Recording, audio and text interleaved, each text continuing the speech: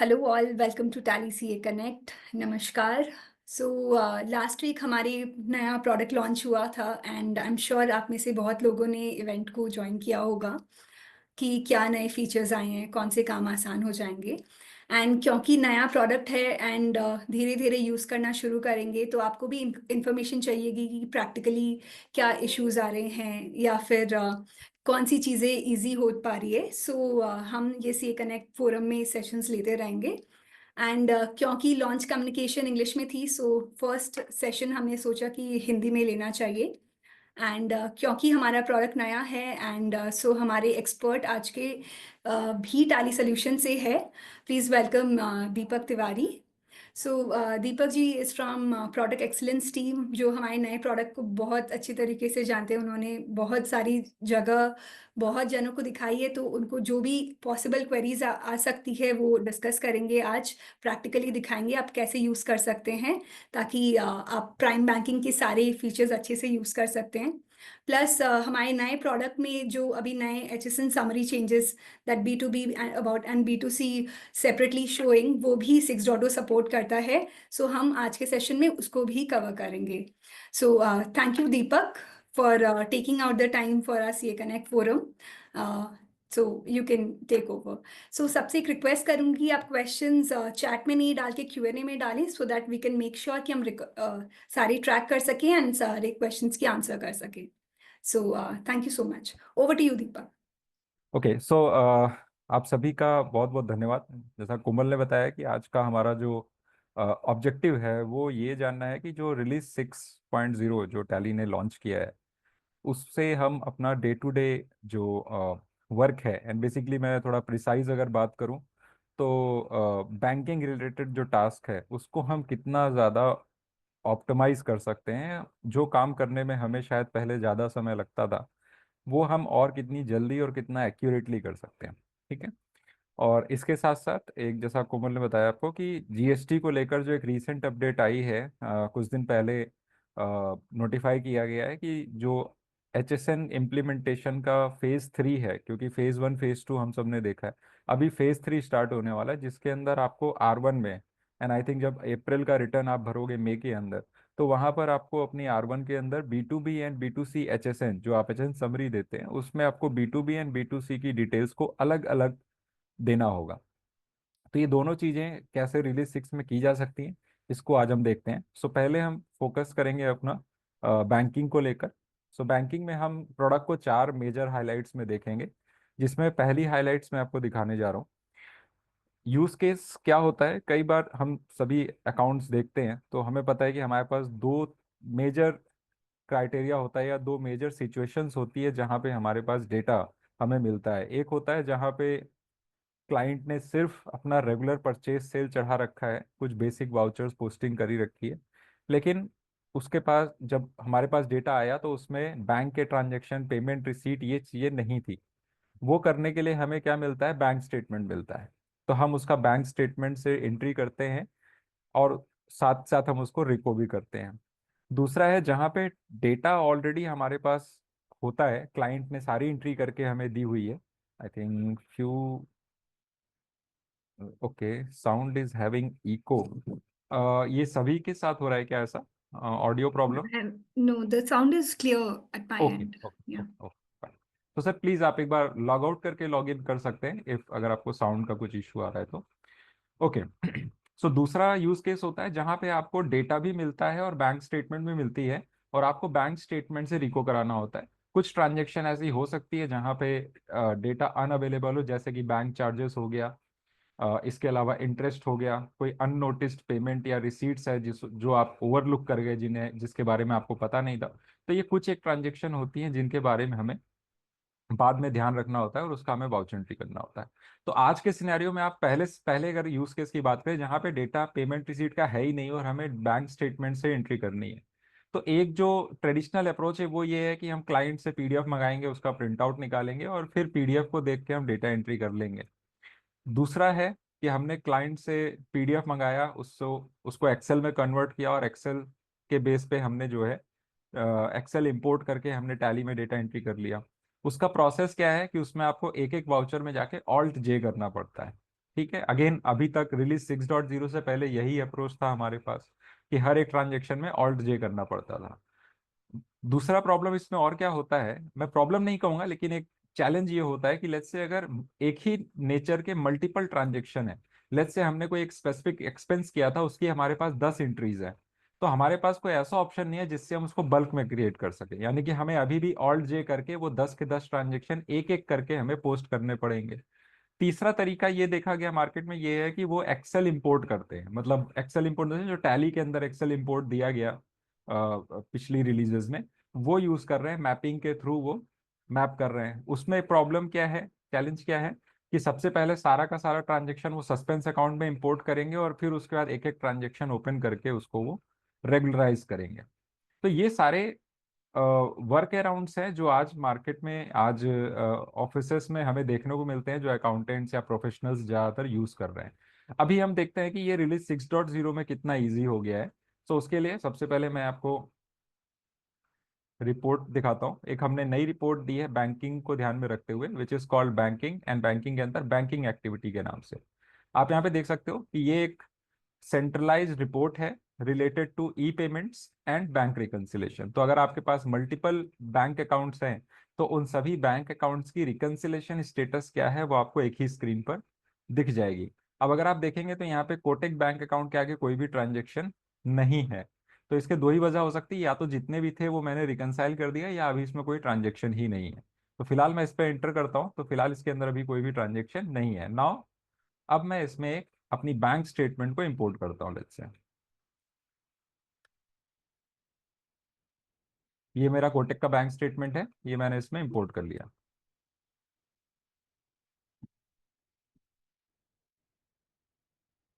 Okay, सो अभी आप देख सकते हो कि टोटल 52 एंट्रीज हैं जो मेरे बैंक स्टेटमेंट में हैं। अब मैं इसको इंपोर्ट करता हूँ।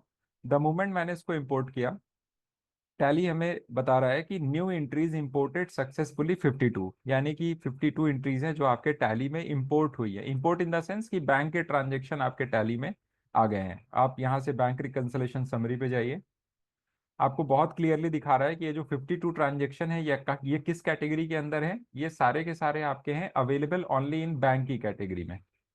अगर आप देखेंगे तो ये जो 29 और 23 आ रहे हैं, दोनों किस कैटेगरी में है, अवेलेबल ओनली इन बैंक की कैटेगरी में है। ठीक है, अगर आपको सारे ट्रांजेक्शन देखने भी हैं तो आप डायरेक्ट यहाँ से भी एंटर कर सकते हो। और ये वो सारे ट्रांजेक्शन है, ऑल 52 ट्रांजेक्शन आर हियर। ठीक है, अब हमें क्या करना है, हमारा अगला काम क्या होता है। अभी हम क्या करते हैं, हम डायरेक्ट एक ट्रांजेक्शन को ऑल्ट जे से ओपन करते हैं, उसके बेस पे हम उसका मास्टर टैग करते हैं, मास्टर टैग करके हम उसको सेव करते हैं। ये हमारी ट्रेडिशनल अप्रोच है जो हम अभी तक करते आए हैं। बट रिलीज 6 के अंदर ये चेंज हो गया है, या आगे कहें कि और ज्यादा ऑप्टिमाइज हो गया है, या काम को और ज्यादा फास्ट करने का एक हमें मोड मिल गया है। कैसे, तो लेट्स से मैं यहाँ पे एक फिल्टर अप्लाई करता हूँ। तो अभी जो मैं फिल्टर करने वाला हूँ वो बैंक स्टेटमेंट को फिल्टर करने वाला हूँ, क्योंकि आप देख सकते हैं उसका जो कलर है वो ब्लू में है, और टैली के अंदर ब्लू फॉन्ट में अगर कुछ भी दिख रहा है इट मीन्स ये एक्सटर्नल डेटा है। तो इस रेफरेंस में ये बैंक का डेटा है। तो अभी मैं फिल्टर कर रहा हूँ इसको, और मैंने यहाँ पे लिखा यूपीआई। सो लेट्स अज्यूम मेरा जो क्लाइंट है उसके पास सारे जो सेल होती है वो काउंटर सेल है, और उसके पास जो भी यूपीआई ट्रांजेक्शन है वो सारे के सारे क्या है, सेल्स के हैं, कैश सेल्स के हैं लेट्स से, या बैंक सेल्स के हैं, जो भी है आप उसको यहाँ पे मैं कैश ही रेफर कर रहा हूँ क्योंकि अकाउंटिंग टर्मिनोलॉजी में तो कैश सेल ही माना जाएगा उसको। मोड ऑफ पेमेंट बैंक हो सकता है। तो अभी फिलहाल मैंने यहाँ पे क्या किया, सबको सेलेक्ट कर लिया। I can press control space, और other other way round is I can, मैं आई कैन प्रेस शिफ्ट और उसके साथ में डाउन एरो के साथ इसको सेलेक्ट कर सकता हूँ। अभी मुझे ये सारे के सारे वाउचर जो है इसको कैश सेल में मैप करना है। तो मुझे क्या करना है, मुझे सिर्फ ये वाउचर सेलेक्ट करने हैं, ये सारे बैंक ट्रांजेक्शन सेलेक्ट करने हैं ना। ऑप्शन है हमारे पास create voucher and multi voucher. यहाँ पे आने के बाद आप देख सकते हो ये आपको एक एक लेजर का नाम डालने का ऑप्शन दे रहा है। तो जरूरी नहीं है कि आप एक एक लेजर का नाम डालें, इसके साथ ही यहाँ पर आपको कॉमन लेजर का भी ऑप्शन मिलता है। सो आप देखोगे तो यहाँ पे कुछ लेजर जो हमारे ऑलरेडी बने हैं वो हमें यहाँ पे मिल जाते हैं। इसके अलावा अगर मुझे कैश सेल नया बनाना है तो मैं क्रिएट में जाके यहाँ पे कैश सेल या बैंक सेल जो भी मुझे यहाँ लगता है मैं वहाँ पे, या बैंक अकाउंट है तो मैं बैंक अकाउंट यहाँ पे डाल सकता हूँ। जो भी अगर मुझे यहाँ बनाना है आई कैन क्रिएट इट। ठीक है, सो लेट्स से मैं यहाँ पे इसको कैश ले लेता हूँ। ऑटोमेटिकली हमारा मेरा जो भी लेजर है वो कैश यहाँ पर सेट हो गया। नाउ इतना करने के बाद सिर्फ मुझे कंट्रोल ए करना है। इट विल शो यू कि ये सारे ट्रांजेक्शन हैं जो आपके पोस्ट होने जा रहे हैं। अभी ये पोस्ट हुए नहीं है, अगर आप देखेंगे तो ऊपर ऑप्शन आ रहा है optional voucher linked with bank data. तो अभी तक अगर आप इस स्टेटस पे हो तो इसका मतलब वाउचर पोस्ट नहीं हुआ है, यानी कि आपके बैंक आपके बुक्स ऑफ अकाउंट में ये हिट नहीं करेगा। ठीक है, यहां से मैं क्या कर रहा हूं, इसको mark as regular and reconcile. अगर मुझे वाउचर में कुछ चेंजेस करने हैं तो Tally gives you the flexibility कि आप यहीं से एंटर करके किसी भी ट्रांजेक्शन के अंदर जाके जो आपको मॉडिफिकेशन करना है आप बिफोर रिकनसिलेशन आप कर सकते हो। ठीक है, सो अभी फिलहाल मैंने कुछ भी नहीं किया, स्केप करके यहां से इसको mark as regular and reconcile and yes, that's it. तो मेरे जो भी 52 53 ट्रांजेक्शन थे उनमें से अब कितने रह गए, सिर्फ 36 रह गए। यानी कि जो बचे हुए ट्रांजेक्शन थे वो सारे के सारे मेरे क्या हो गए, रिकनसाइल हो गए एक ही बार में। वाउचर बन भी गया और वो रिकनसाइल भी हो गया। यूजली हम क्या करते हैं, जब हम बल्क में करना चाहते हैं तो बल्क में हमारे पास एक ही ऑप्शन होता है, तो पहले उसको सस्पेंस में लेके जाओ और सस्पेंस में ले जाने के बाद उसका फिर मास्टर चेंज करो। तो यहाँ पे क्या हुआ, दोनों काम एक साथ हो गया, रिकंसिलेशन भी हो गया और वाउचर भी क्रिएट हो गया। इसी तरीके से अगर मैं देखूं तो कुछ मेरे चार्जेस हैं, I will go in apply filter. तो ये मेरे चार्जेस के वाउचर है, मैंने सारे चार्जेस वाउचर को सेलेक्ट किया, क्रिएट वाउचर में गए और यहाँ पे मैंने बैंक चार्जेस सेलेक्ट किया एंड सेव। क्योंकि बैंक चार्जेस की अमाउंट मान लीजिए अलग अलग बैंक चार्जेस लगे हैं, तो मैंने बैंक चार्जेस का सारा जो है मैंने वाउचर बनाया और वाउचर बना के मैंने उसको क्या कर दिया, सेव कर दिया। और at the end of the month मैंने बैंक चार्जेस की रिवर्स कैलकुलेशन करके उसमें से टैक्स पोर्शन अलग किया और उसको मैंने एज अ एसेट अपने बैलेंस शीट में दिखा दिया। ठीक है, क्योंकि जो बैंक चार्जेस कटेगा वो इंक्लूसिव टैक्स होगा। Mark is regular and reconcile. ठीक है, एक कॉन्सेप्ट और होता है इसमें, अगर आप देखें अब सिर्फ 24 ट्रांजेक्शन्स रह गए हैं। ठीक है, अब जैसे मेरे पास आता है एक और सिनेरियो लेते हैं, जैसे कि टैक्स पेमेंट हो सकता है या मंथली चार्जेस हो सकते हैं। तो सिमिलरली आप इसको सिर्फ रेप्लिकेट आपको करते जाना है इन चीजों को। अब आते हैं कि जो ट्रांजेक्शन बच गए हैं मेरे पास, ये जो ट्रांजेक्शन बच गए हैं ये सारे के सारे ट्रांजेक्शन क्या हैं, ये ट्रांजेक्शन वो हैं जो अलग अलग है, इनमें कोई कॉमनैलिटीज नहीं है, इनमें कोई समानता नहीं है जिसको मैं फिल्टर करके एक साथ कर दूं। तो इसमें भी आपको बहुत आसानी से आप ये सारे वाउचर जो है क्रिएट कर सकते हो। कैसे, आपको दोबारा सबको सेलेक्ट करना है, क्रिएट वाउचर पे जाना है एंड यहाँ पे आपको सिर्फ उस लेजर का नाम लिख देना है। जैसे कि मैंने यहाँ पे पहले में लिखा है स्क्वायर, तो ऑटोमेटिकली सिर्फ दो कीवर्ड दबाने से आपको ये पता चल जाएगा कि वो पार्टी क्या है। इन केस अगर पार्टी नहीं है तो आप उस पार्टी का लेजर जो है वो क्रिएट कर सकते हो। ठीक है, तो मैं इसको कंप्लीट ही कर दे रहा हूँ ताकि आप लोगों को एक कंप्लीट रिकंसिलेशन आपको मैं दिखा सकूं। अब ये एयरटेल का पेमेंट है तो आई नो कि टेलीफोन एक्सपेंस में मैं अकाउंट करता हूं, तो मैं उसको यहाँ पर चेंज कर सकता हूँ। जरूरी नहीं है कि जिस नाम से है उसी नाम से उसको यहाँ पे आपको रिकंसाइल करना हो।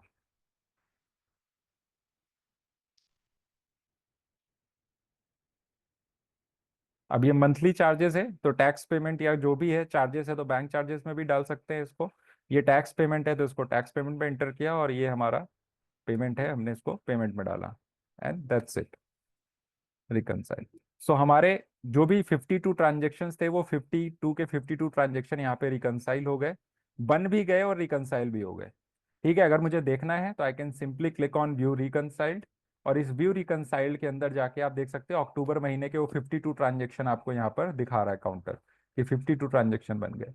सबसे अच्छी बात यह है कि इन फ्यूचर अगर आपको कभी भी ये देखना है कि ये रिकंसलेशन मैंने किस वाउचर के साथ किया था तो वो बैंक ट्रांजेक्शन की डिटेल भी आपको साथ के साथ दिखेगी, ताकि अगर कस्टमर कहता है कि भाई आपने पेमेंट किया है, ठीक है, तो आपने जो पेमेंट की उसका मुझे कोई स्क्रीनशॉट भेज सकते हैं क्या, तो आपको बैंक में ढूंढने की जरूरत नहीं है, आप सिर्फ यहाँ पे आइए और सिर्फ इसका स्क्रीनशॉट आप भेज सकते हो कि बॉस ये हमने पेमेंट की है, आप देख सकते हो ये हमारे बैंक में इस तरह से रिफ्लेक्ट कर रहा था।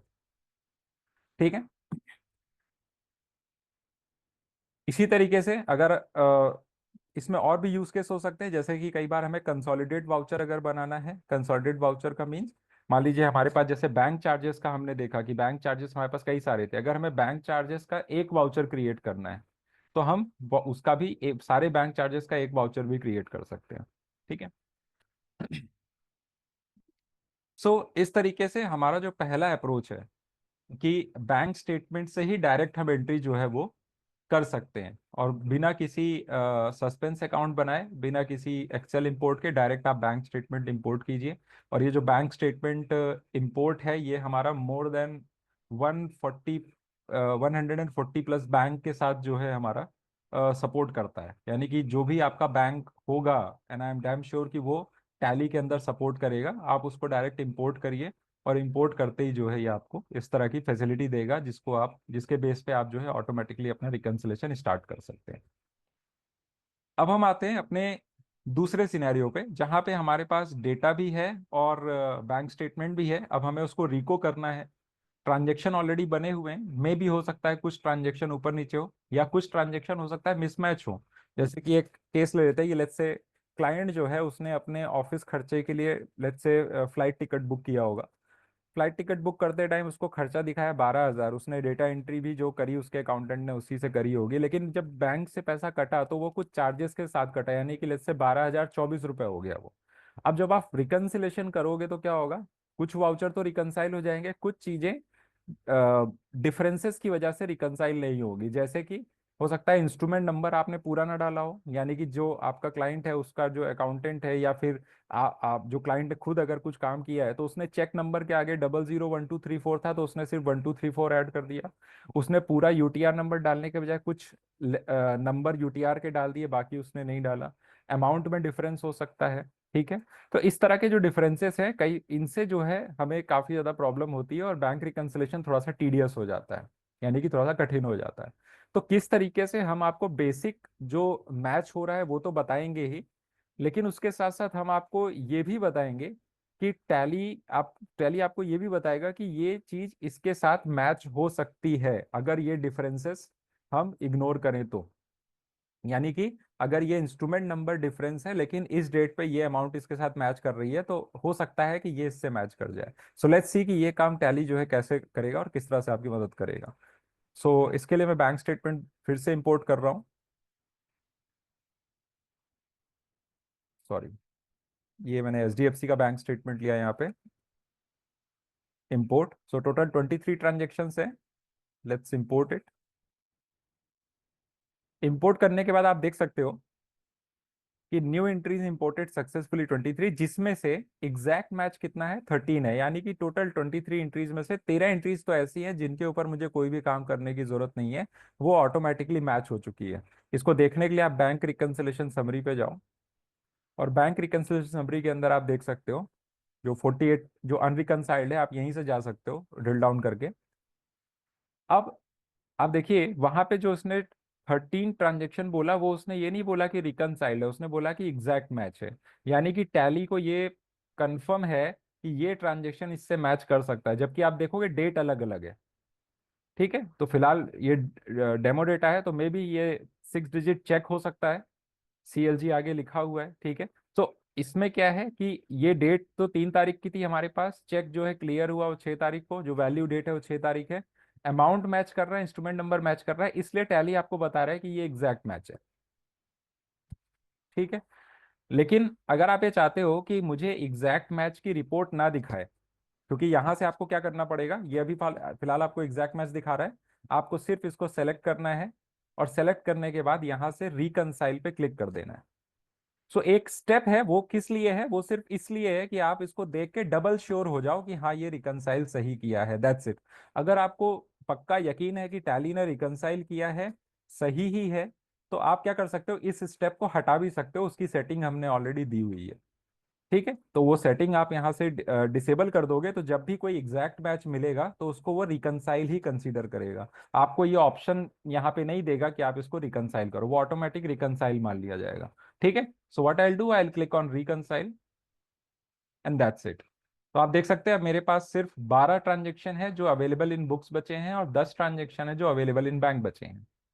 अब ये तो ट्रांजेक्शन आपको इसलिए एक ही स्क्रीन पे दिख रहा है क्योंकि भाई कम ट्रांजेक्शन है। कई बार ऐसा भी लिस्ट ऑफ ट्रांजेक्शन हो सकते हैं कि एक स्क्रीन पे आपको ना दिखे, पता चला जो जो बैंक का ट्रांजेक्शन है वो नीचे से तीसरा है, और जो बुक का ट्रांजेक्शन है जिसको मैच करना है वो टॉप का ट्रांजेक्शन है, तो वो एक स्क्रीन पे आ ही नहीं रहा है।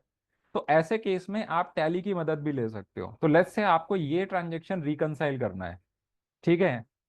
मैं जस्ट एन एग्जांपल आपको बता रहा हूँ। लेट्स से आपको ये ट्रांजेक्शन रिकंसाइल करना है, बट आपने काफी ढूंढा, आपको कोई मैच नहीं मिल रहा है इसका। तो आप क्या करो, आप उस पर्टिकुलर ट्रांजेक्शन को सेलेक्ट करो, जिसको भी करना है, चाहे बैंक का या वाइस वर्सा। आप बैंक को सेलेक्ट करके भी कर सकते हो, या बुक को सेलेक्ट करके भी कर सकते हो। आपको रिकंसाइल पे क्लिक करना है। द मोमेंट आप रिकंसाइल पे क्लिक करोगे, टैली अपने बेसिक चेक्स एंड बैलेंसेस के बेस पे आपको बताएगा कि ये जो ट्रांजेक्शन आपने बैंक का सेलेक्ट किया है, ये किन ट्रांजेक्शन के साथ मैच कर सकता है, ठीक है। तो आपको ढूंढने की भी जरूरत नहीं है, चाहे वो एक स्क्रीन पे हो चाहे ना हो, चाहे 100 ट्रांजेक्शन हो, 1000 ट्रांजेक्शन हो। वो बेसिस दी उसकी जो मैकेनिज्म है उसके बेस पे वो चेक करेगा। क्यों? क्योंकि इंस्ट्रूमेंट नंबर सेम था। तो 35 एंड 1000, तो कई बार ऐसा केस भी होता है कि हमारे एक बैंक ट्रांजेक्शन जो है वो मल्टीपल बुक ट्रांजेक्शन से रिकंसाइल होना होता है, या फिर वाइसा वर्सा भी हो सकता है कि मल्टीपल बैंक ट्रांजेक्शन एक बुक ट्रांजेक्शन से रिकंसाइल होना होता है। कई केसेस ऐसे देखे गए हैं। तो अभी के केस में वो पॉसिबल नहीं है, अभी के केस में वो पॉसिबल नहीं हो पाता। यानी कि आपको एक ट्रांजेक्शन आप एक से रिकंसाइल कर सकते हो, लेकिन आप एक ट्रांजेक्शन को एक से ज्यादा ट्रांजेक्शन के साथ रिकंसाइल नहीं कर सकते। तो वो यहाँ पे पॉसिबल कर दिया गया है। तो अभी आपको ये लग रहा है कि भाई ये पोटेंशियल मैच है, जो कि सही है, इंस्ट्रूमेंट नंबर भी सेम है और अमाउंट भी सेम आ रहा है। आपको सिर्फ इसको ऐड करना है एंड देन इसको रिकंसाइल कर देना है, दैट्स इट। तो वो ट्रांजेक्शन जो है हमारा क्या हो गया, यहाँ से हट गया, यानी कि रिकंसाइल हो गया। इसके अलावा अब हम बात करते हैं उस मैकेनिज्म की जहां पे टैली आपको हेल्प करेगा ये बताने में कि ये इसका मैच हो सकता है। यानी कि डिफरेंसेस हैं, डिफरेंसेस इंस्ट्रूमेंट नंबर में भी हो सकते हैं, डिफरेंसेस अमाउंट में भी हो सकते हैं, लेकिन फिर भी Tally basic checks and balances के बेस पे ये बता सकता है आपको कि ये इसका पेयर हो सकता है, ठीक है। एक आपको हिंट देने के लिए या हेल्प करने के लिए, बाकी फाइनल डिसीजन आपको ही लेना है कि ये उससे रिकंसाइल होना चाहिए या नहीं होना चाहिए। So let's see. इसके लिए आपको यहाँ बटन दिया गया है साइड में पोटेंशियल मैच का, आप इस पर क्लिक कीजिए। द मोमेंट आप इस पर क्लिक करेंगे, यहाँ पे आप देखेंगे टैली आपको, वन सेकेंड, ओके, टैली आपको यहाँ पे जो है दो कैटेगरीज दिखा रहा है, amount matches and instrument number matches, ठीक है। यानी कि ये वो मैचेस हैं जहां पे इंस्ट्रूमेंट नंबर मैच हो रहा है बट अमाउंट में डिफरेंसेस है, ठीक है। और यहाँ पे क्या है, इंस्ट्रूमेंट नंबर हो सकता है ना हो, लेकिन वो डेट और अमाउंट मैच कर रहा है। अब आप कहोगे सर अमाउंट भी तो नहीं मैच कर रहा, क्योंकि अमाउंट में यहाँ 50 रुपए कम ज्यादा है, यहाँ 50 रुपए कम ज्यादा है। तो ये मैंने सेट किया हुआ है, क्योंकि कई बार होता है कि हम एक एक एक एक थ्रेशोल्ड लेके चलना चाहते हैं कि मुझे राउंड ऑफ इग्नोर करनी है। लेट्स से आपने अपने पार्टी को बिल भेजा, लेट्स से आपने पेमेंट रिकॉर्ड करी, तो आपने जो पेमेंट सेटलमेंट डाला वो तो पूरा डेसिमल के साथ डाल दिया, लेकिन उसने जो पेमेंट किया वो डेसिमल राउंड ऑफ करके कर दिया, तो कुछ पैसे का डिफरेंस आ जाएगा। तो उसी तरह से मैंने यहाँ पे बाय डिफॉल्ट सेट कर रखा है 50 रुपए। यानी कि 50 रुपए ऊपर नीचे हो तो मुझे उसका पेयरिंग दिखा देगा, सजेस्टिव पेयरिंग दिखा देगा कि ये इसके साथ मैच हो सकता है। ये आप यहाँ से कंट्रोल कर सकते हो, पोटेंशियल मैच कॉन्फ़िगरेशन का ऑप्शन है। यहाँ पे देखिए 50 रुपए, मैंने फिलहाल 100 रुपए सेट किया हुआ है, तो 100 रुपए तक के जो डिफरेंसेस है वो आप यहाँ पे देख पाओगे। अगर इसको मैं जीरो कर देता हूँ, या इसको मतलब एकदम, मतलब जीरो मतलब एकदम ही अगर हटा, या लेट्स से मैं इसको 1 रुपए मिनिमम लेगा मेरे ख्याल से, अगर ये डाल देता हूँ तो ये देखिए वो पेयरिंग जो आ रही थी वो पेयरिंग यहाँ से हट गई, ठीक है। तो यहाँ पे पोटेंशियल मैच कॉन्फ़िगरेशन में आप अपनी राउंड ऑफ वाली चीज को, या आपको जो लगता है कि बेसिक डिफरेंस इतने तक का है तो मुझे एक सजेशन दिखा दे कि हाँ ये इससे मैच हो सकता है, जिससे मेरा काम जो है वो आसान हो जाए, तो वो यहाँ पे आप जो है मेंशन कर सकते हो, ठीक है। इसके साथ साथ इसमें एक और इम्पॉर्टेंट चीज है, वो क्या है कि ignore zeros in references, ignore special character in references, ये काफी इंपॉर्टेंट है, ठीक है। उसके अलावा जैसे यहाँ पे find potential matches within, तो find potential matches within का मतलब ये है कि जैसे आज एक ट्रांजेक्शन मैंने किया है, और उस ट्रांजेक्शन से और जो बैंक में ट्रांजेक्शन हुआ है उसमें लेस से कुछ गैप है। आपने पेमेंट रिकॉर्ड किया 1 तारीख को, एक्चुअल पेमेंट हिट हुआ है 3 दिन को, 4 दिन को, या चेक आपने किसी पार्टी को दिया, वो चेक इफेक्ट हुआ है 15 दिन बाद, 20 दिन के बाद। तो ये potential find potential matches with in आपको एक विंडो देता है, जिस विंडो के अंदर आप ये सेट कर सकते हो कि कितने दिन के अंदर का मुझे पोटेंशियल देखना है। यानी कि अगर मैं 15 दिन दे देता हूँ, तो 15 दिन के अंदर अंदर वो अगर क्राइटेरिया मैच कर रहा होगा तो मुझे वो पोटेंशियल मैच में दिखा देगा। अगर मैं 30 दिन देता हूं तो 30 दिन के दिखाएगा। और अगर मुझे सेम डे चाहिए, मतलब जिस दिन मैंने पेमेंट करी है उसी दिन के हिसाब से पोटेंशियल मैच दिखाए, तो आप इसको 0 डाल सकते हो। तो जनरली सारे ट्रांजेक्शन तो ऑनलाइन ही हो रहे हैं आजकल, चेक से तो बहुत कम हो गया है काम। ठीक है, तो उस केस में आप इसको, क्योंकि नेफ्ट और आरटीजीएस, आईएमपीएस, ये सब तो अब क्या है, सेम डे रिफ्लेक्ट कर रहा है। तो आप जो है यहाँ पे इसको 0 डे भी रख सकते हो, या अपनी सहूलियत के लिए आपको बढ़ाना है, पार्टी कह रही है कि मैंने पेमेंट किया है, आप कह रहे हो कि नहीं मेरे पास तो रिफ्लेक्ट नहीं कर रहा है, मेरे रिको में नहीं आ रहा, तो हो सकता है डेट का डिफरेंस हो। तो आप यहाँ पे 15 दिन, 20 दिन, अपनी सहूलियत के हिसाब से आप दिन डाल के भी रिकंसिलेशन आप कर सकते हो। ठीक है, अब मान लीजिए मैंने यहाँ पे सभी को सेलेक्ट कर लिया, 1 सेकेंड, सभी को सेलेक्ट कर लिया, एंड सेलेक्ट करने के बाद मैंने इसको रिकंसाइल कर दिया। ठीक है, या मैं एक ही दिखाता हूँ आपको ताकि थोड़ा सा डिफरेंस आपको क्लियर हो जाए। जैसे मान लीजिए मैंने इसको सेलेक्ट किया यहाँ पे, और सेलेक्ट करने के बाद मैंने इसको रिकंसाइल कर दिया।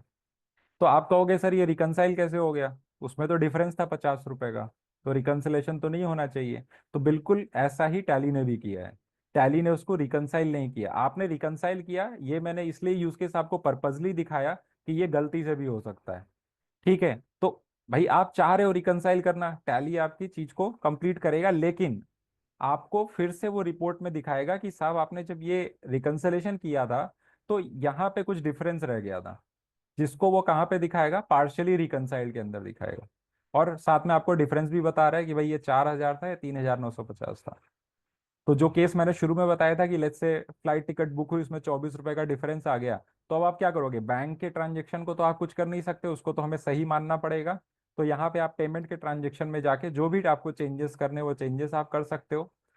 ठीक है, और उसको आप सेव कर सकते हो। अभी फिलहाल मैं चेंज नहीं कर रहा हूँ इसको, और जब मोमेंट आप इसको सेव करोगे ये क्या हो जाएगा, रिकंसाइल हो जाएगा।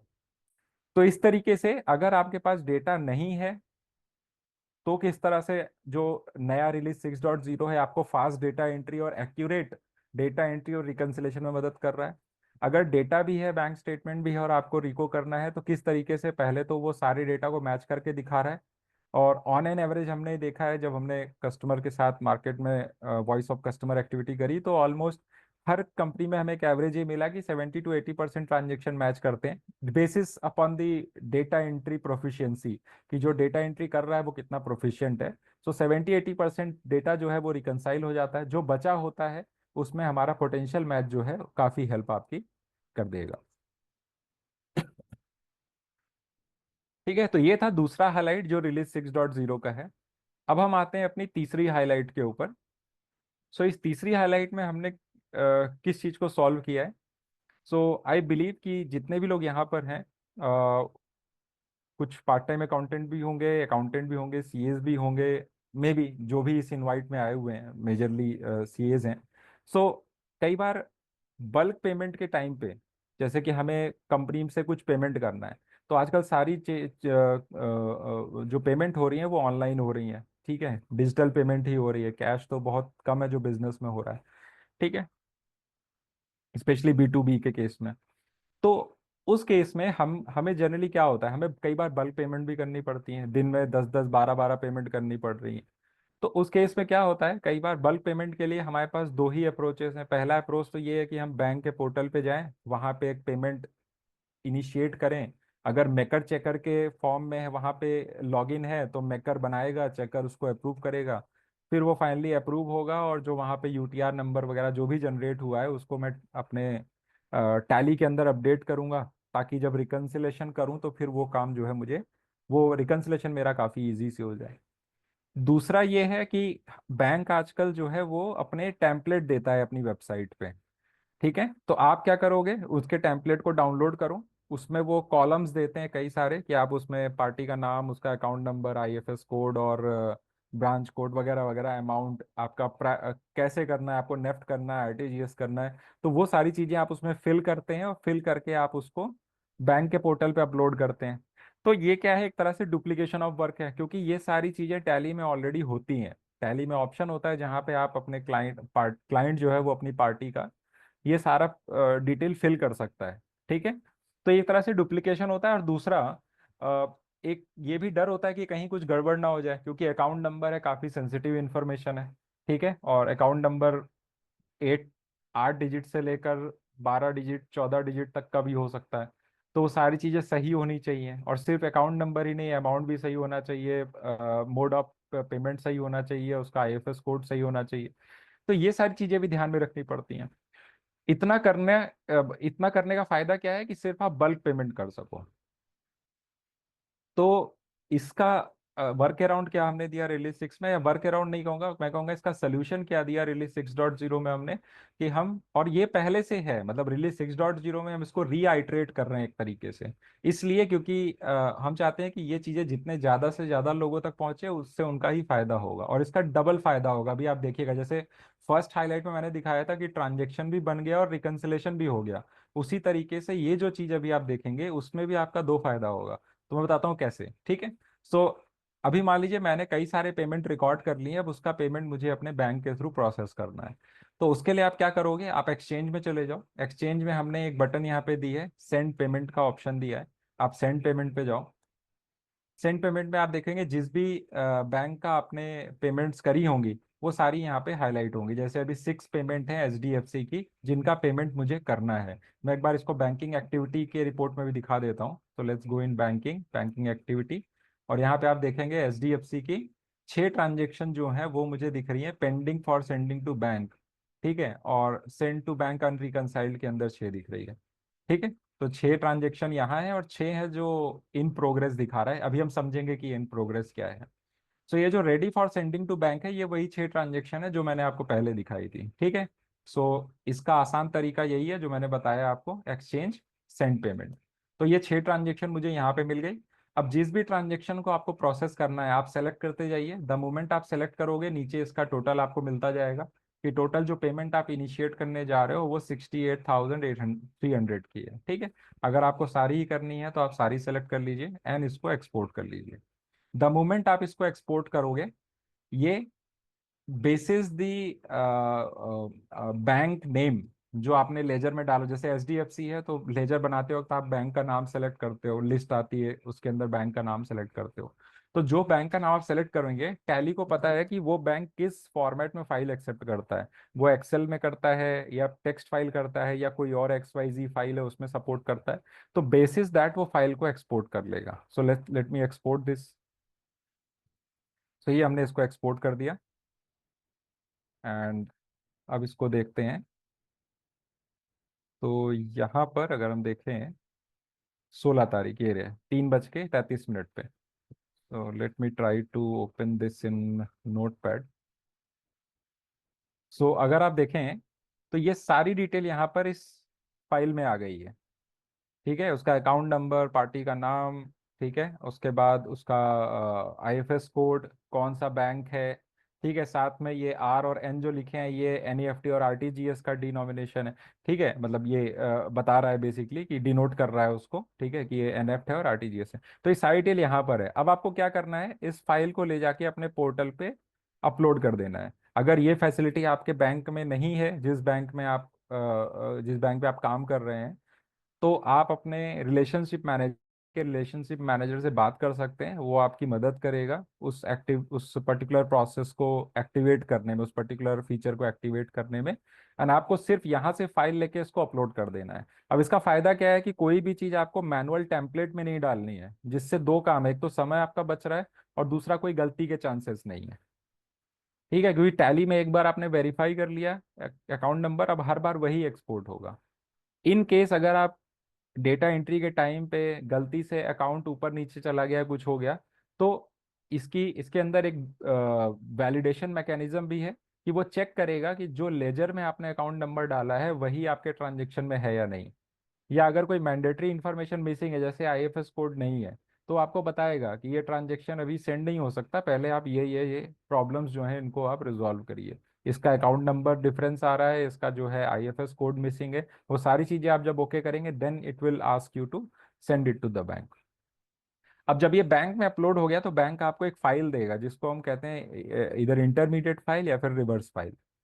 उस रिवर्स फाइल को लेके आपको क्या करना है, उसे टैली में इंपोर्ट कर लेना है। अब देखिए जैसे मैंने ये 6 ट्रांजेक्शन टैली से एक्सपोर्ट किए और पोर्टल पे डाल दिए, तो अब इनका स्टेटस क्या हो गया दिखाता हूँ आपको। बैंकिंग, बैंकिंग एक्टिविटी, अभी ये 12 के 12 ट्रांजेक्शन कहाँ चले गए, इन प्रोग्रेस में चले गए।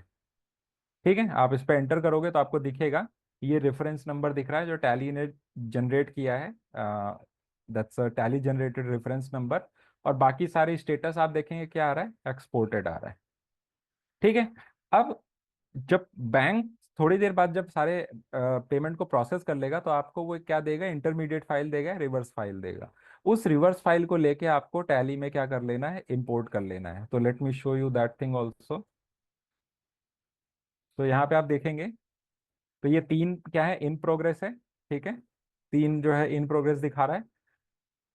आपको सिर्फ इस स्क्रीन पे आके इंपोर्ट में जाना है, एंड इंपोर्ट के अंदर आपको ऑप्शन मिल रहा है पेमेंट रिवर्स फाइल, एंटर कीजिए। एंटर करने के बाद आपको यहाँ पे रिवर्स फाइल को सेलेक्ट करना है। 1 second, I think payment reverse file, and ये जो फाइल है ये है मेरी डेस्कटॉप पे, demo data and this one. ठीक है, तो ये बता रहा है जैसे मैंने इंपोर्ट किया तो ऑटोमेटिकली इसने क्या बताया कि 3 ट्रांजेक्शन थे इस रिवर्स फाइल में, और वो 3 के 3 क्या हो गए हैं, प्रोसेस हो गए हैं। जैसे आप एंटर करोगे तो यहां से ये हट गया, जो इन प्रोग्रेस था वो हट गया, इन प्रोग्रेस की बजाय क्या आ गया, सक्सेसफुल आ गया। और आप देखोगे यहाँ पे इसका स्टेटस क्या हो गया, चेंज हो गया, एज अ प्रोसेस्ड हो गया। ठीक है, इसके साथ साथ अगर आप इंस्ट्रूमेंट नंबर देखना चाहते हो जो पोर्टल से जनरेट हुआ है, मतलब बैंक पोर्टल से जनरेट हुआ है, तो वो इंस्ट्रूमेंट नंबर आ गया है। और इवन अगर आप ड्रिल डाउन करते हो फर्दर तो ये इंस्ट्रूमेंट नंबर आपको यहाँ पर भी दिख जाएगा, जहाँ पे आप usually cheque number, UTR number डालते हैं। अब मैंने कहा था इसके डबल फायदे होंगे, तो दूसरा फायदा क्या, पहला फायदा तो ये हुआ कि आपको कोई भी मैनुअल टेम्पलेट डालने की जरूरत नहीं है। जो एड ऑन अवेलेबल है वो एड ऑन चार्जेस बेसिस पे अवेलेबल है। ठीक है, दूसरा फायदा क्या है कि अब आपने इतना काम कर लिया, एंड आई एम कंसीडरिंग कि बैंक अभी भी बिजनेस में ऑलमोस्ट 80 to 90% पेमेंट जो है वो ऑनलाइन ही हो रही है। तो जब एक बार आपने ये काम कर लिया, अपनी फाइल को अपलोड कर दिया और वहां से रिवर्स फाइल लेके आपने इंपोर्ट कर लिया, तो ये मान के चलिए जब आप मंथ एंड पे रिकंसिलेशन करेंगे तो आपकी एक भी ऑनलाइन पेमेंट वाली एंट्री तो अनरिकंसाइल्ड नहीं रहेगी।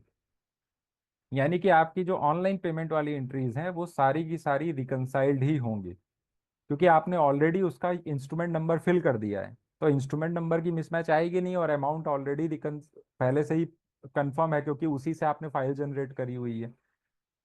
तो जो रिकंसलेशन आप मंथ एंड में करोगे उस मंथ एंड में आपको कभी भी दिक्कत नहीं आएगी। सिर्फ जो डिफरेंसेस आएंगे वो क्यों आएंगे, जो बेसिकली हर सॉफ्टवेयर में आएगा ही आएगा, क्योंकि उसका कुछ पता हो नहीं सकता, जैसे कि बैंक चार्जेस लग गया, या कोई आपने पेमेंट करी अननोटिस्ड पेमेंट या रिसीट्स हो गई हैं, ठीक है, इंटरेस्ट आ गया है, तो ये सब चीजें तो डेफिनेटली आपको तभी पता चलेंगी जब आप बैंक स्टेटमेंट इंपोर्ट करेंगे। लेकिन जो ट्रांजेक्शन आपने पोस्ट किया है पेमेंट का, वो आपकी ऑनलाइन पेमेंट का एक भी ट्रांजेक्शन जो है वो अनरिकंसाइल्ड नहीं जाएगा। तो ये इसके 2 फायदे हैं बल्क पेमेंट टैली से प्रोसेस करने के। ठीक है, so these were the 3 highlights, जिसमें सबसे पहले हमने देखा कि हमने जो बैंक स्टेटमेंट है वो बैंक स्टेटमेंट रिपोर्ट करी और डायरेक्ट उससे ही ट्रांजेक्शन्स बनाए। दूसरे में हमने देखा कि किस तरीके से हमने बैंक स्टेटमेंट और बुक डेटा को मैच किया।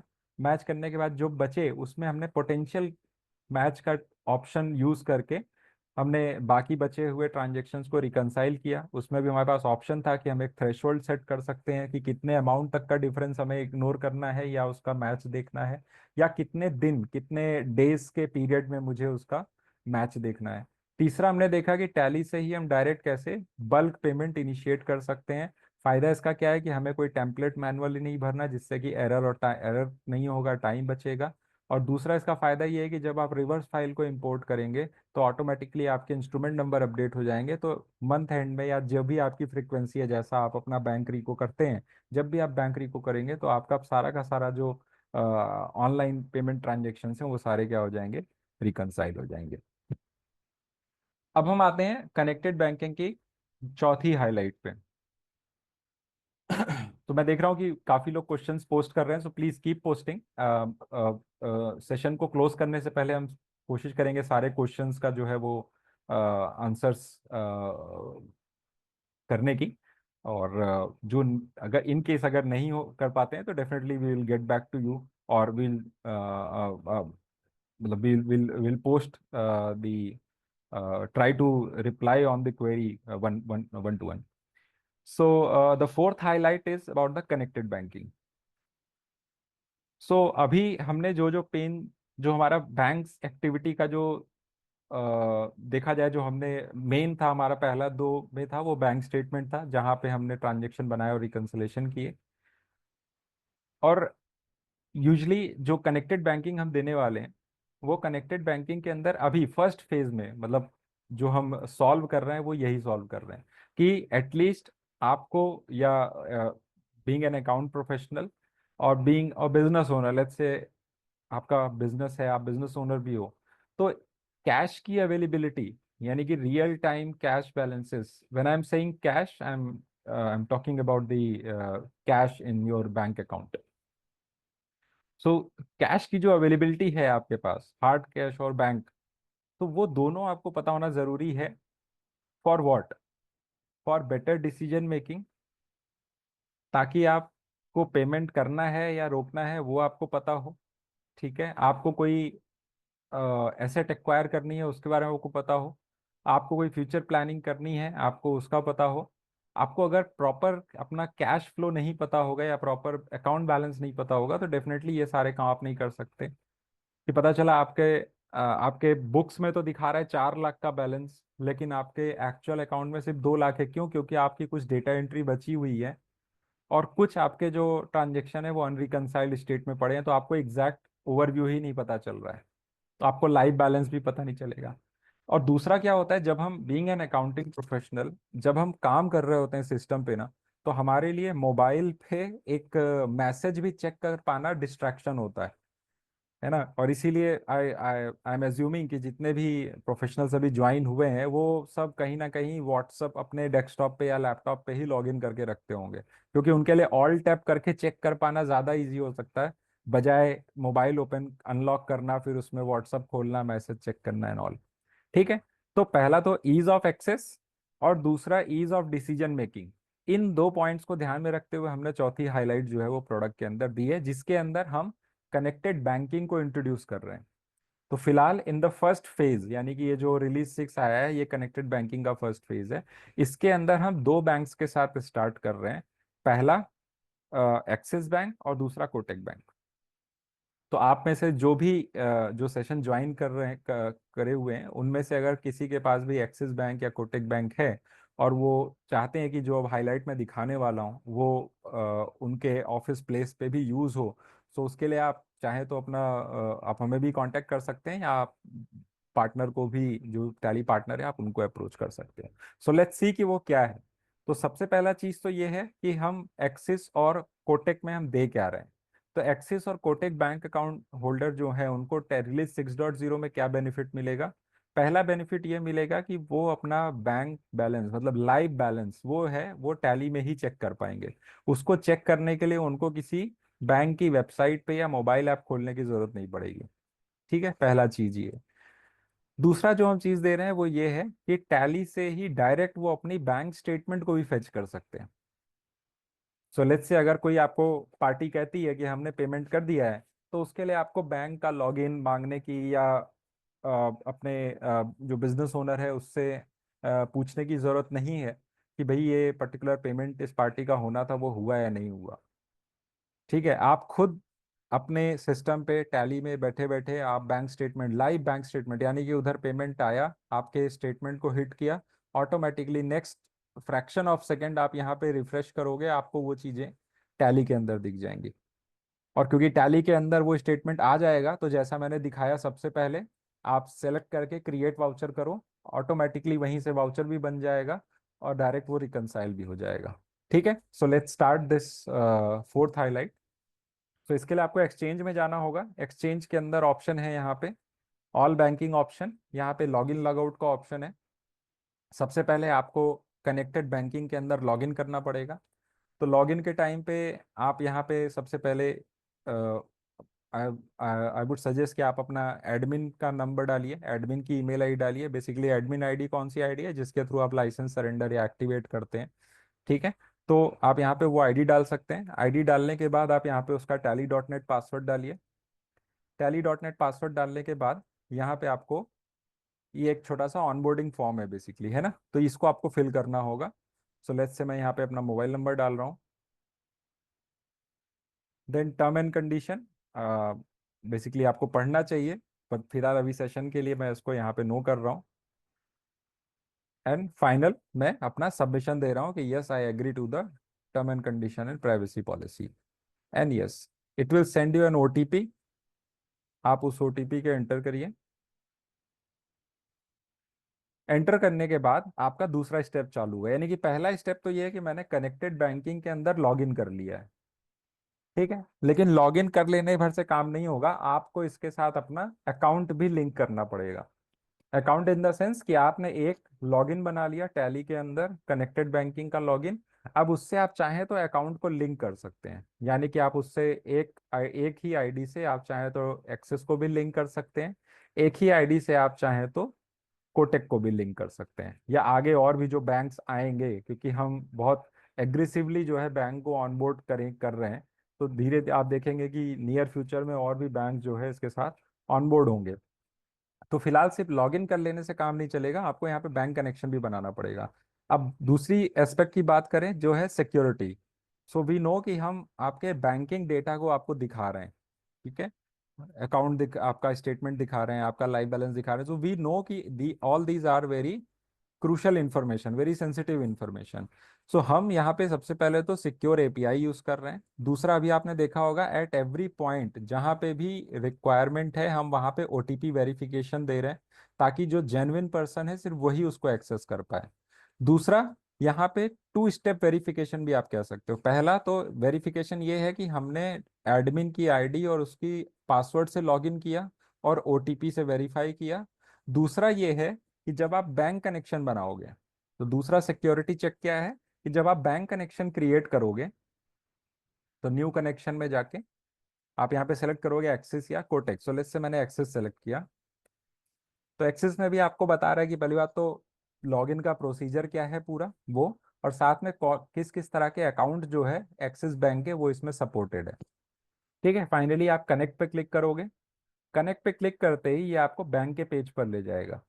तो दूसरा सिक्योरिटी चेक यहाँ पे है, यानी कि सिर्फ एडमिन का लॉगिन आईडी पासवर्ड पता होने से कुछ नहीं होगा, इसका आईडी बैंक का भी आईडी और पासवर्ड आपको चाहिए होगा, corporate ID and login ID आपको चाहिए होगा, ठीक है। तो जब तक ये दोनों चीजें जिसके पास नहीं होंगी वो इस बैंक के कनेक्शन को इस्टेब्लिश नहीं कर सकता।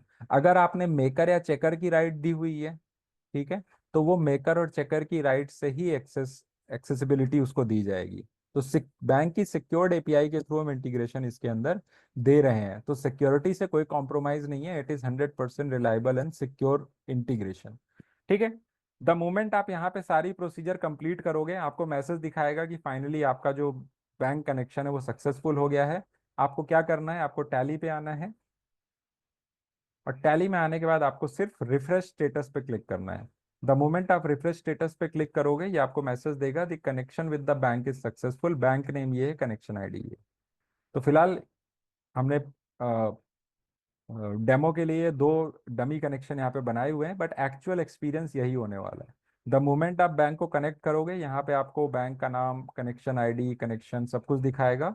और अगर आप इसको डिटेल कर देते हो तो यहाँ पे आपको वो अकाउंट नंबर भी दिखा देगा जो आपने अपने लेजर में डाला हुआ है, ठीक है। तो लेजर का जो अकाउंट नंबर है और आपका एक्चुअल अकाउंट नंबर है वो दोनों सेम होना चाहिए, ध्यान रखिएगा। तो इस तरीके से हम बैंक कनेक्शन बना सकते हैं। तो जस्ट टू रीआइट्रेट कि ये बहुत ही सिक्योर कनेक्टिविटी हम दे रहे हैं यहाँ पे। एक तो पहला सिक्योर बैंकिंग एपीआई भी है, साथ में टू फैक्टर ऑथेंटिकेशन। एक तरीके से आप कह सकते हो कि पहली बात तो आपके पास टैली का लाइसेंस और आईडी आईडी पासवर्ड दोनों होना चाहिए। दूसरा, आपके पास बैंक का भी क्रेडेंशियल होना चाहिए। जब तक आपके पास दोनों नहीं है आप ये कनेक्शन इस्टेब्लिश नहीं कर सकते। एक बार ये कनेक्शन इस्टेब्लिश हो गया तो अब आपको क्या करना है, आपको सीधे आना है गेट बैलेंस पे। यहाँ पे भी गेट बैलेंस आ रहा है और यहाँ पे भी गेट बैलेंस है, आप दोनों सेम है, आप किसी भी ऑप्शन पे जा सकते हो। द मोमेंट आप गेट बैलेंस पे जाओगे आप देख सकते हो यहाँ पे आपको बैंक लेजर दिखा रहा है, अकाउंट का नंबर दिखा रहा है, बैंक का नाम दिखा रहा है। फिर ledger balance as per book दिखा रहा है, यानी कि बुक के हिसाब से आपका क्या बैलेंस है उस बैंक में। ठीक है, तो बुक के हिसाब से एक्सिस में 4,44,000 है और कोटेक में 15,34,000 है। फिलहाल हम क्या कर सकते हैं, यहीं पर नीचे एक ऑप्शन दिया आप देख रहे हो गेट बैलेंस का।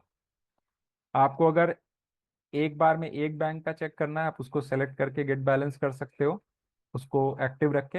और या फिर आप दोनों को सेलेक्ट करके गेट बैलेंस कर सकते हो। क्यों? क्योंकि आपने ऑलरेडी अपना जो टैली का .NET आईडी है उसको अपने बैंक अकाउंट के साथ मैप कर रखा है, तो आप दोनों की रिक्वेस्ट एक साथ भी डाल सकते हो। ठीक है, तो जैसे ही आपने दोनों सेलेक्ट किया और गेट बैलेंस किया, तो ऑटोमेटिकली आपका ये दोनों जो स्टेटमेंट, दोनों जो लाइव बैलेंस है वो यहाँ पे आ जाएगा। जैसे आप देख सकते हैं एक्सिस में लाइव बैलेंस जो बैंक में है वो 9,98,000 है और कोटेक में 4,45,000 है। तो ये डिफरेंस क्यों आ रहा है? या तो कुछ ट्रांजेक्शन मिसिंग है ना, कि भाई पेमेंट रिसीट प्रॉपर चढ़ी नहीं है, इस वजह से डिफरेंस आ रहा है। जैसे जैसे आप रिकनसाइल करते जाएंगे वैसे वैसे ये डिफरेंस जो है वो कम होता जाएगा।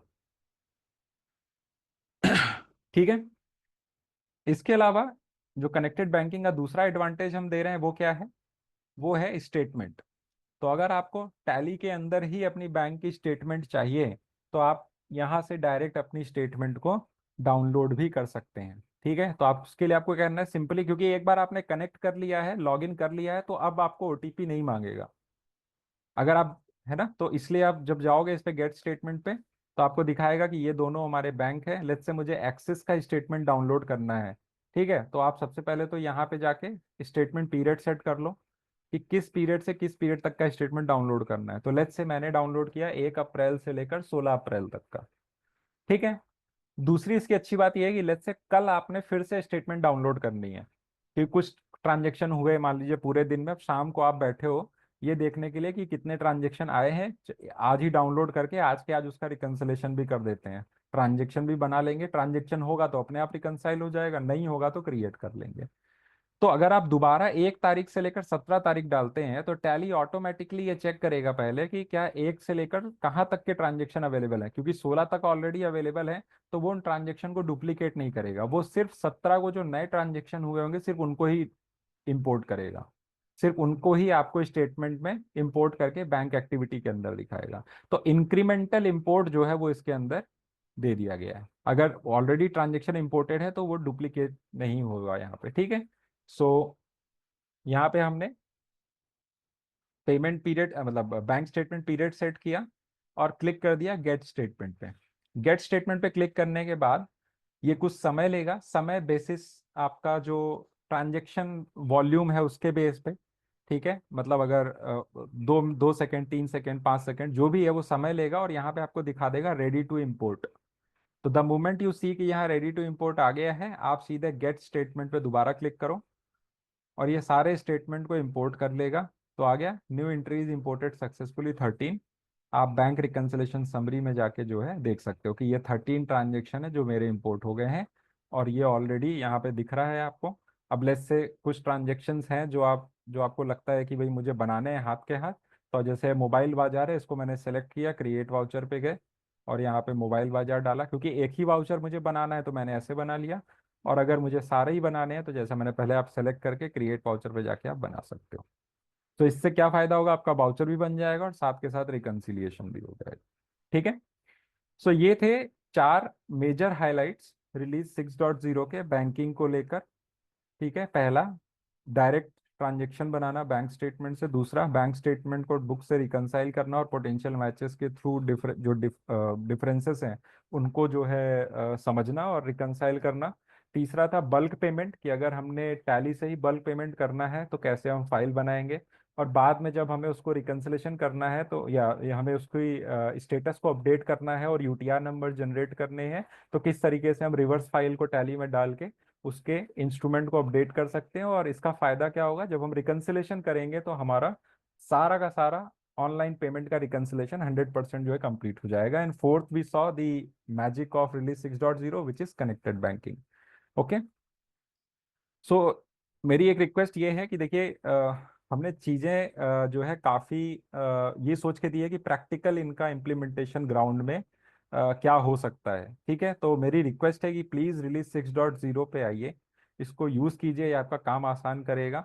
दूसरा, अगर आपका एक्सिस या कोटक बैंक है तो आप इसको खुद भी कॉन्फ़िगर कर सकते हैं, जैसा मैंने प्रोसेस दिखाया। अगर आपको लगता है कि नहीं, आपको हेल्प चाहिए, तो आप प्लीज़ अपने पार्टनर को अप्रोच कीजिए या टैली को अप्रोच कीजिए।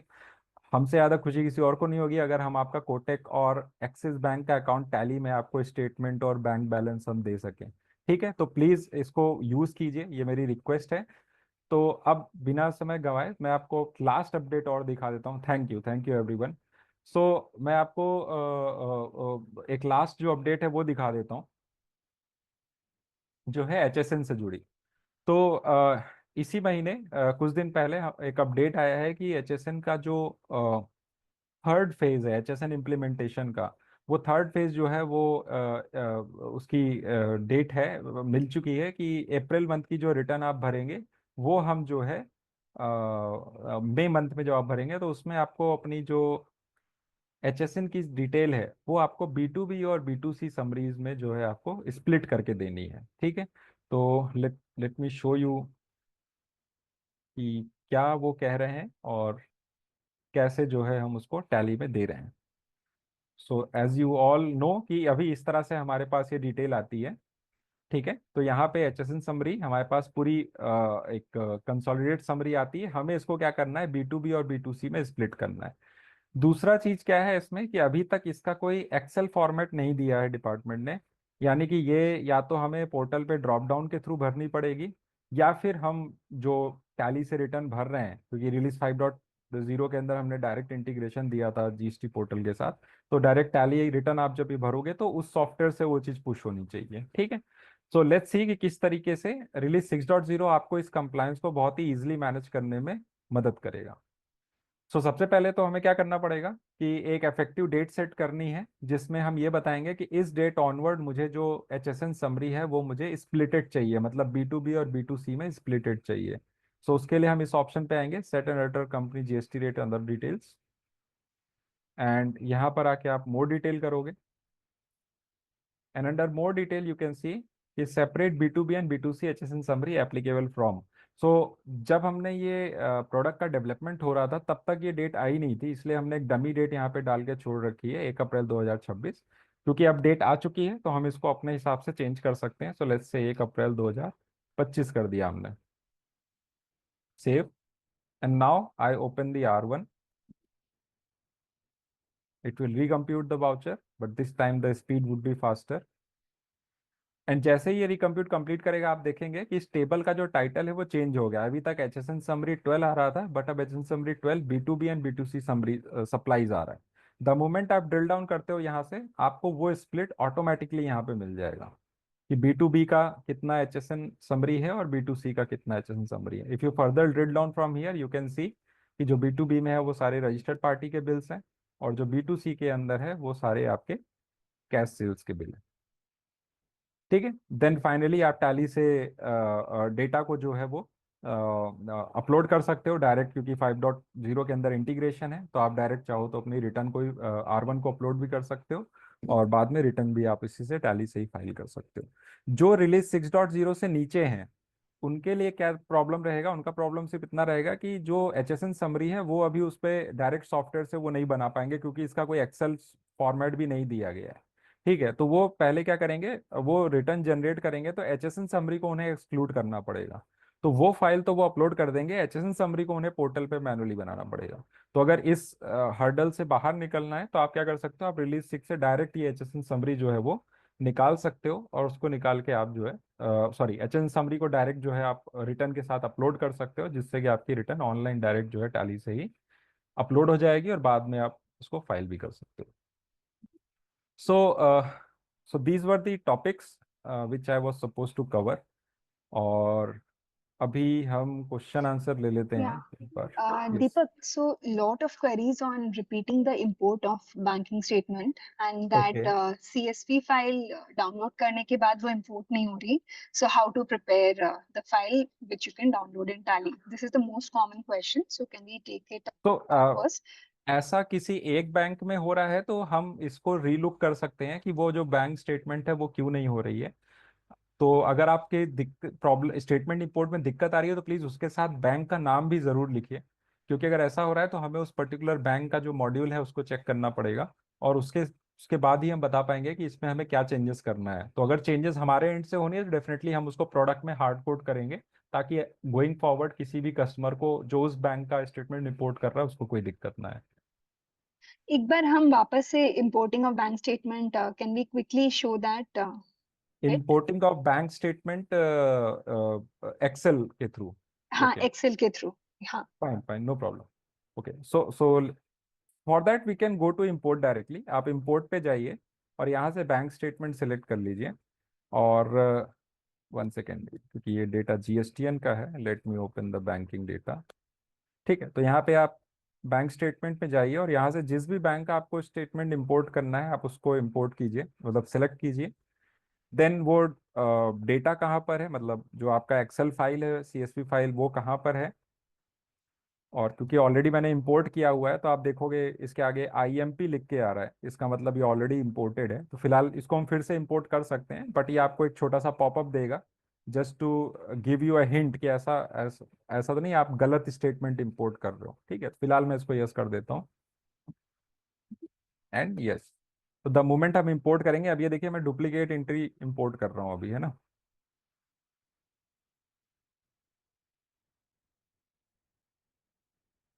no, thanks. ये लीजिए, तो अब ये क्या कह रहा है, न्यू एंट्रीज इंपोर्टेड सक्सेसफुली 0। क्यों? क्योंकि मैंने बताया था कि ये सिर्फ इंक्रीमेंटल इंपोर्ट लेगा। तो फिर अभी इसी डेमो में प्रीवियसली हमने इस स्टेटमेंट को ऑलरेडी इंपोर्ट किया है, इसीलिए फाइल का नाम भी आईएमपी हो गया था। तो अब दोबारा मैंने इंपोर्ट किया तो कोई भी नई एंट्री नहीं आई है। ठीक है, लेकिन प्रोसेस इसका यही होने वाला है।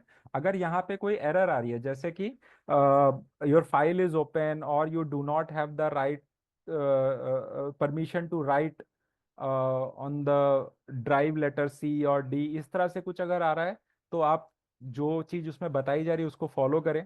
आप पहले चेक करें कि कहीं स्टेटमेंट तो ओपन नहीं है। दूसरा चेक ये हो सकता है कि जहाँ पे आप ये जहाँ से फाइल आप इंपोर्ट करना चाह रहे हैं वहाँ पे आपको राइटिंग रीड राइट परमिशन है या नहीं उस फोल्डर का, उस ड्राइव का। और तीसरा ये हो सकता है कि अगर उसके बाद भी ये दिक्कत आ रही है तो then we can go with statement का जो फॉर्मेट है उसके ऊपर हम काम कर सकते हैं।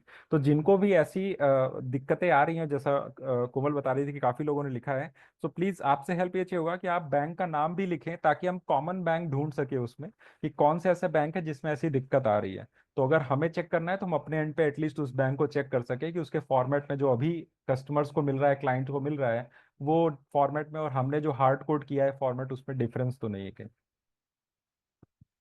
Great. Thanks, Deepak. So, just before we go into the Q&A, बहुत सारी रिक्वेस्ट आ रही है रिकॉर्डिंग के लिए। सो जैसे कि हमेशा टैली सीए कनेक्ट के रिकॉर्डिंग अपलोड होती है, 1 या 2 दिन हमें चाहिए एडिटिंग के लिए। एंड अगर आप ऑलरेडी हमारे सीए कम्युनिटी में हो तो आप जस्ट मैसेज कर दीजिए कि हमें इस वेबिनार की रिकॉर्डिंग चाहिए, हम शेयर कर देंगे।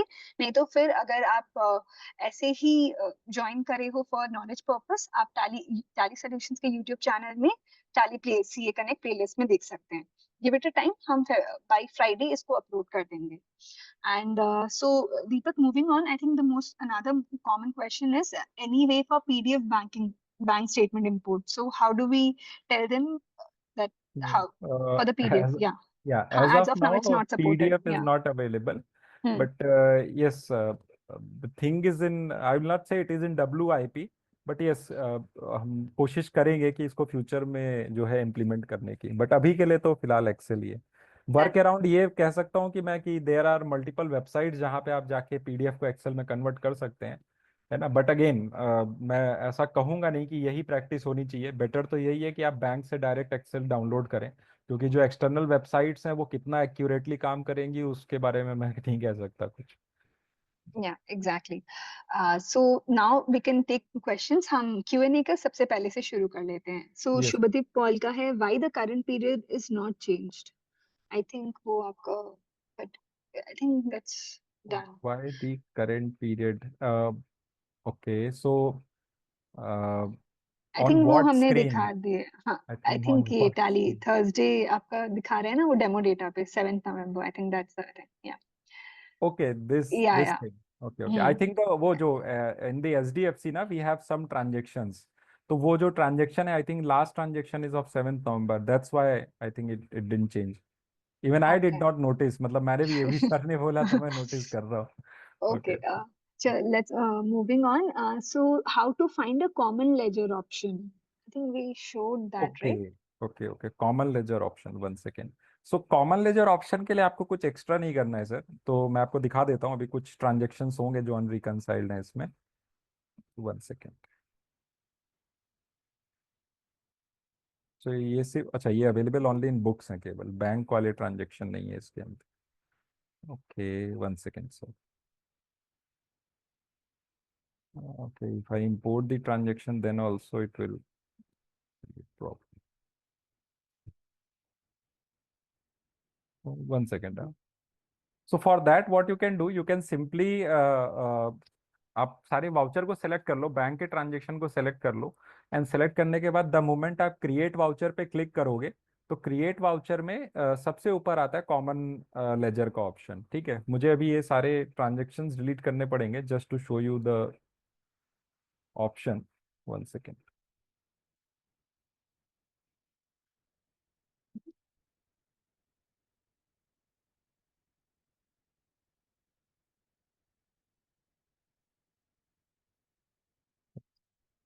ओके, तब तक हम दूसरे ले सकते हैं क्वेरी, मैं इसको बना रहा हूँ। Done. Is it necessary to have a specific format of .csv file to import in Tally Prime 6.0? No, whatever is given by the bank it is supported, कि अगर आपका बैंक जो भी फॉर्मेट दे रहा है आपको, बस एज इट इज वो यहाँ पे इंपोर्ट कर देना है, दैट्स इट। वो already Usually that supported is है। CSV file only हाँ, or CSV EXE. है, correct Huh, correct. done. Yeah. So how to configure or set bank account in Tally? I think that we've covered. How to configure. Or set bank account with Tally. Okay, so for that मैंने बताया, सबसे पहला process तो ये है कि आपको all banking option में जाके लॉगिन करना पड़ेगा। लॉगिन के टाइम पे आपको दो चीज़ें हैंडी रखनी है, दो क्या बेसिकली तीन चीज़ें हैंडी रखनी है। पहला तो अपना tally.net ID, उसका पासवर्ड एंड फ़ोन नंबर जिस पे OTP आएगा। ये तीनों चीज़ों की ज़रूरत आपको टैली बैंकिंग, कनेक्टेड बैंकिंग के अंदर लॉगिन करने के लिए पड़ेगी। जब आप एक बार इसको लॉगिन कर लेंगे, देन आप बैंक कनेक्शन में जाइए, और बैंक कनेक्शन के अंदर न्यू कनेक्शन के अंदर जाके आप अपने बैंक को कनेक्ट कर सकते हैं। बैंक को कनेक्ट करने के लिए द मोमेंट आप बैंक को सेलेक्ट करोगे, ये पहले आपको बताएगा कि क्या उसका प्रोसेस है, किस तरह के अकाउंट सपोर्टेड हैं। आपको कनेक्ट पे क्लिक करना है। Connect will take you to the bank website, जहां पे आपको अपनी फॉर्मेलिटीज पूरी करनी है। वंस इट इज कंप्लीटेड, तो आपको मैसेज आ जाएगा कि आपने सक्सेसफुली इंटीग्रेट कर लिया है। उसके बाद आपको सिर्फ टैली में आके रिफ्रेश पे क्लिक करना है। द मोमेंट आप रिफ्रेश पे क्लिक करोगे, आपका बैंक कनेक्शन जो है वो सक्सेसफुल हो जाएगा, और इस तरीके से आपको ये लाइन यहाँ पे दिखने लगेगी। And then you can get your bank statement and balances in Tally. Yes. Yeah. एक जन ने लिखा है जब ट्रांजैक्शन पोस्ट करते हैं तो टू अदर ऑन अकाउंट हो रहा है।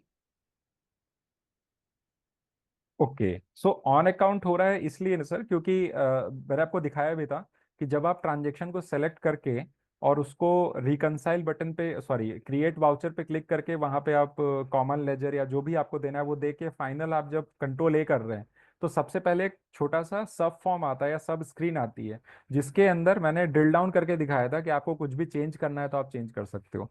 तो मोस्टली क्या होता है कि एक एक अप्रोच ये भी होती है कि सारी पेमेंट हमें ऑन अकाउंट देनी है, तो हम वहां पे सीधा उसको रिकंसाइल एंड रेगुलराइज कर सकते हैं। इन केस अगर आपको चेंज करना है या आप उसको नॉक ऑफ करना चाहते हैं अगेंस्ट एन स्पेसिफिक बिल, तो आप वहां पे ट्रांजेक्शन में एंटर करके और फिर उस ट्रांजेक्शन के अंदर जाके आपके बिल के साथ नॉक ऑफ करके आप उसको रेगुलराइज कर सकते हो।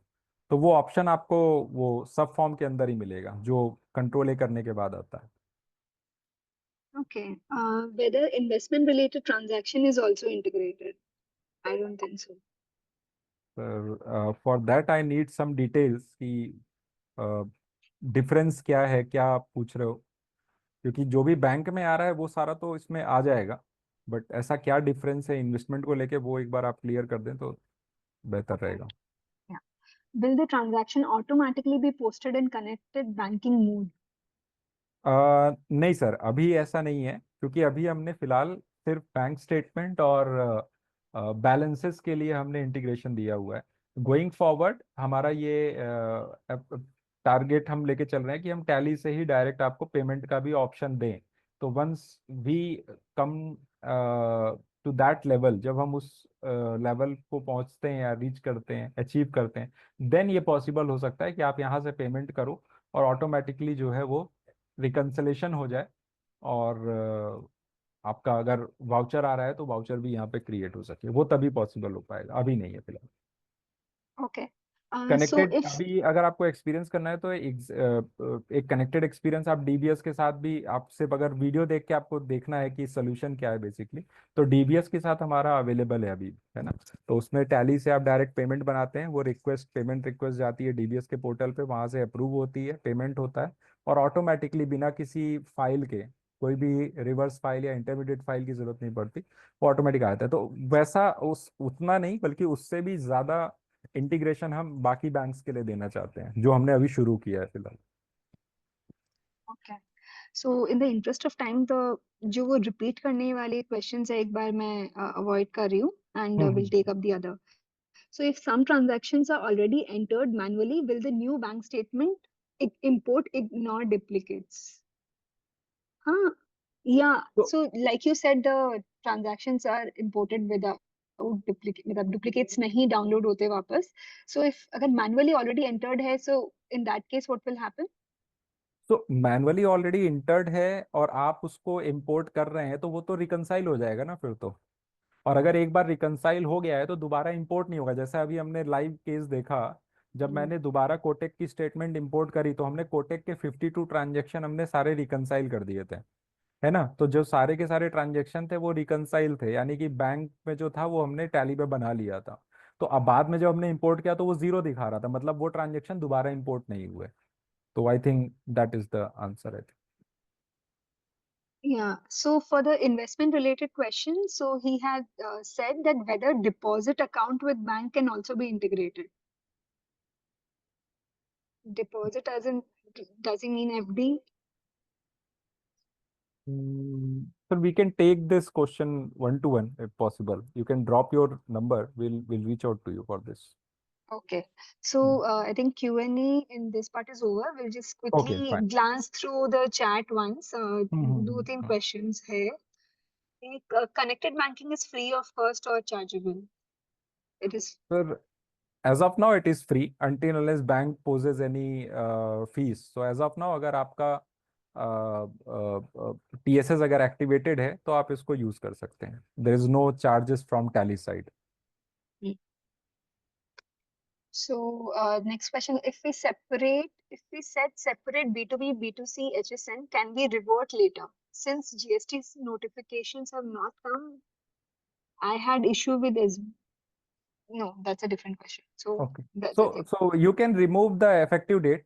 जैसा मैंने दिखाया कि ये इफेक्टिव डेट के थ्रू ही आ रहा है। तो अगर आप लेट्स से मैंने 1 अप्रैल 2025 डाला है, तो अगर आप उससे पीछे के डेट में जाते हो, 31 आप मार्च के डेट में जाते हो, मार्च 25 में जाते हो, तो आपको पुरानी ही तरीके से HSN समरी दिखाएगा। अगर आप नहीं चाहते कि वो आगे भी ना दिखाए, तो आप वो इफेक्टिव डेट आगे का सेट कर दो, वहां से अप्रैल से हटा के, मतलब 25 से हटा के उसको 26 का कर दो, तो आपको एटलीस्ट उस फाइनेंशियल ईयर में वो चीज़ नहीं दिखेगी। लेकिन क्योंकि ये नोटिफाई हो जाएगा, मई में आपको डिटेल देनी होगी, तो that's why I showed you the April का सिनारियो, कि अप्रैल आप सेट कर दोगे तो अप्रैल की रिटर्न में आपको दिखेगा। बाकी ये टोटली कॉन्फ़िगरेबल है, आप जो इफेक्टिव डेट डालोगे वहीं से वो दिखाएगा। Okay. Moving on. So, how to set validity?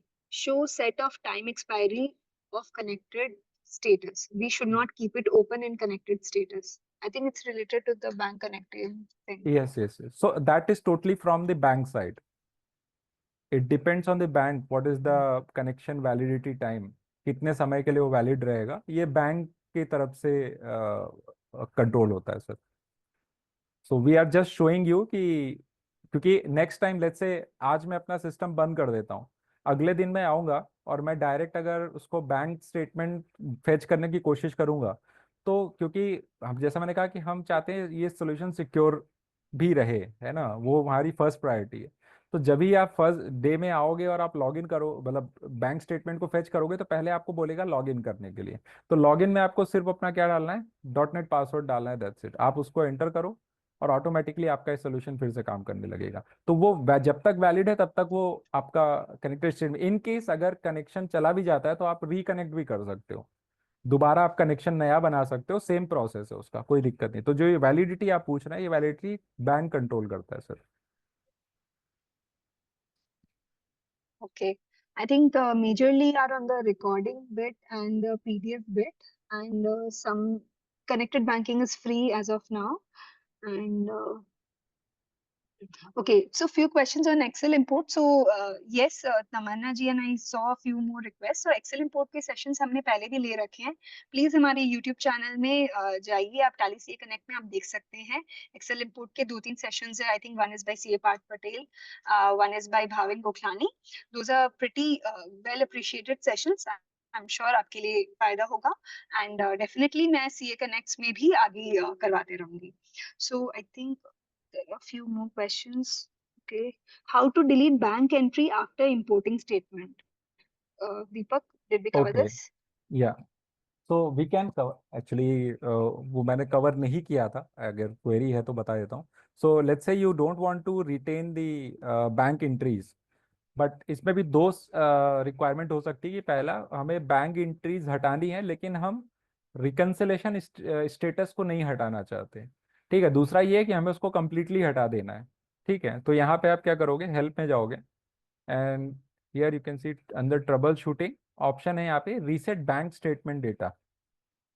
The moment आप बैंक स्टेटमेंट डेटा में जाओगे तो आपको पहले सेलेक्ट करना है कि किस बैंक को रीसेट करना है। Then do you want to retain reconciliation status, यानी कि अगर किसी वाउचर को हमने रिकंसाइल मार्क कर दिया था तो क्या वो रिकंसाइल रहना चाहिए या नहीं रहना चाहिए। अगर आप रिटेन करना चाहते हो तो यस करेंगे, अदरवाइज नो कर सकते हैं।